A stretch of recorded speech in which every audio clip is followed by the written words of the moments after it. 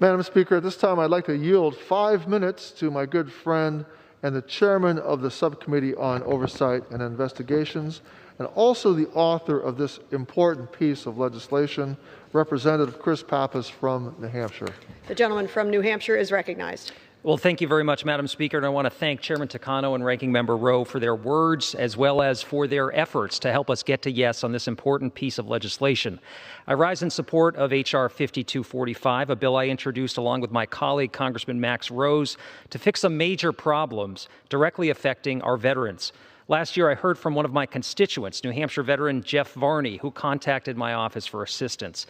Jeff, like thousands of other veterans across the country, is facing tremendous financial hardship due to VA errors.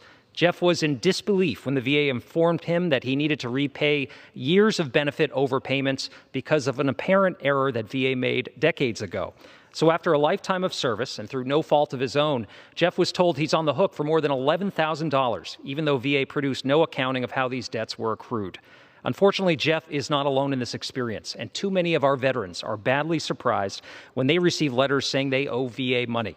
Sometimes these debts reach thousands of dollars, and during the hearings held by our Oversight and Investigations Subcommittee, we heard from veteran service organizations about the pain and hardship that these surprises may bring. Last fiscal year, VA collected $1.6 billion in debts from veterans, and sometimes these debts result from mistakes in disability payouts, changes in eligibility, or simple accounting errors that place an undue, unexpected financial burden on our veterans. It's long past the time to clean this issue up. That's why today I'm asking my colleagues to support the Shield for Veterans Act, which reforms VA debt collection processes and ensures we are making good on the promises we have made to our veterans. The Shield Act prevents VA from collecting overpayments that came as a result of their own delays in processing and requires the VA to provide our veterans notice of an overpayment and their plan to collect it. It also requires VA notify veterans of their ability to dispute the overpayment or request a waiver. Under this bill, VA will issue a report to Congress on a plan to improve communications with our veterans on the debt issue.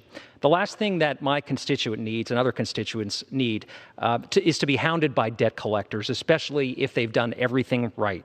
So this is a bipartisan common sense bill, and I really want to thank the majority and minority staff for their work. I want to thank my ranking member, General Bergman, as well as Congressman Bost, for their contributions to helping make this bill better. It's simply unacceptable that VA's mistakes or inefficiencies are going to hurt the men and women that they are supposed to serve. So I urge my colleagues to support this legislation, and I yield back.